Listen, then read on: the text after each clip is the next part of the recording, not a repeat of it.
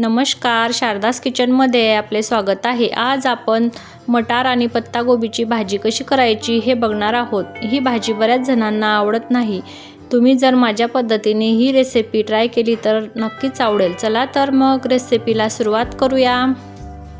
बघा, मी पाव किलो पत्तागोबी घेतली आहे, बारीक अशी कट करून घेतली आहे। आता आपण स्वच्छ धुवून घेऊया। पत्तागोबी धुवून झालेली आहे। आता आपण भाजी करायला घेऊया। बघा, आपलं तेल तापायला ठेवलं होतं, तेल तापलं आहे। 3 चमचे तेल घेतलं आहे मी। आपण त्यामध्ये अर्धा चमचा मोहरी टाकून घेऊया। मोहरी छान अशी तळतळली की अर्धा चमचा जिरं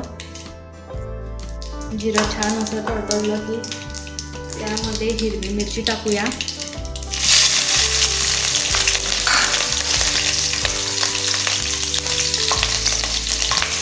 हिरवी मिरची छान अशी झाली की त्यामध्ये आपण कांदा टाकूया। व्यवस्थित असं परतून घ्यायचं।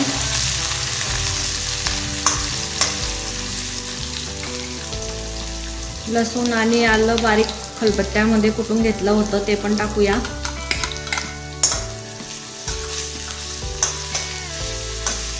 एक टोमॅटो बारीक कट करून घेतला आहे।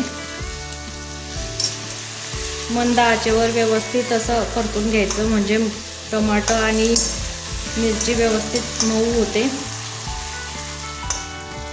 अर्धी वाटी वाटाणे सोलले होते ते पण घालूया। वाटाण्यांमुळे भाजीला छान अशी चव येते। आणि मिक्स करून घ्यायचं।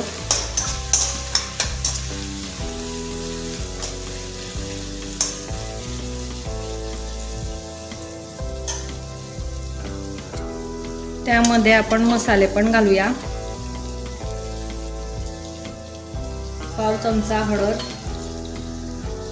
1 चमचा धना पावडर, 1 चमचा लाल तिखट आणि पाव चमचा गरम मसाला। मसाले व्यवस्थित परतून घ्यायचे। कांदा टोमॅटो मऊ होईपर्यंत मंद आचेवर शिजून घ्यायचं, म्हणजे भाजीला छान अशी चव येते।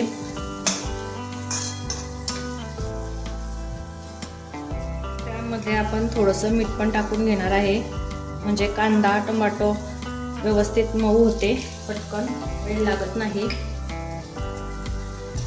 बघा, आपलं कांदा टोमॅटो मऊ झालेला आहे। बघा, छान असं शिजलेलं आहे। त्यामध्ये आपण पत्तागोबी टाकून घेऊया।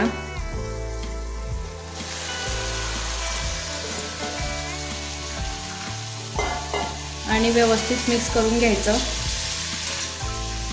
अशा प्रकारे जर तुम्ही पत्तागोबीची भाजी केली तर मुलं आवडीने खातील। त्यामध्ये आपण चवीनुसार मीठ पण टाकून घेणार आहे। आधी आपण मीठ टाकलं होतं म्हणून थोडंसं टाकायचं। बारीक कापून घेतलेला कोथिंबीर पण टाकूया आणि व्यवस्थित असं मिक्स करून घ्यायचं।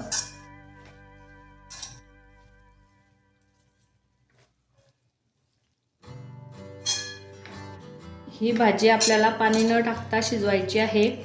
वाफेवरच छान अशी भाजी होते, म्हणून पाण्याचा वापर करायचा नाही आहे। बघू शकता किती छान अशी भाजी होते ही। आता आपण झाकण ठेवून वाफवून घेऊया भाजी। बघा, आपण व्यवस्थित मिक्स करून घेऊया। आणि बघू शकता किती पाणी सुटलेलं आहे। पाणी टाकायची गरज पडत नाही। टोमॅटोला पाणी सुटते म्हणून पाणी टाकायचं नाही। अगदी वाफेवरच ही भाजी 10 मिनिटात तयार होते। आणि मिरची पावडरमुळे छान असा कलर आलेला आहे।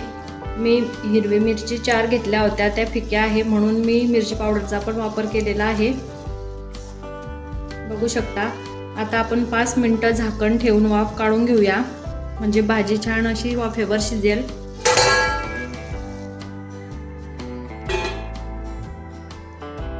बघा, 5 मिनिटं झालेले आहे। आपण चेक करूया भाजी झाली आहे की नाही। बघू शकता आपली भाजी छान अशी होत आलेली आहे. आता आपण व्यवस्थित मिक्स करून घ्यायची आणि व्यवस्थित परतून घ्यायची, म्हणजे कढईला भाजी लागणार नाही. आणि 2 ते 3 मिनिटं झाकण ठेवून अजून एक वेळा वाफवून घेऊया, म्हणजे छान अशी भाजी मऊ होईल.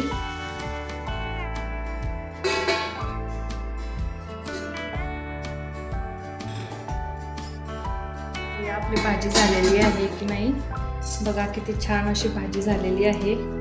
सुटसुटीत अशी भाजी होते आणि चवीला पण अप्रतिम ही भाजी होते. तुम्ही नक्की ट्राय करून बघा. बघा पाणी न टाकता किती छान अशी भाजी झालेली आहे वाफेवर.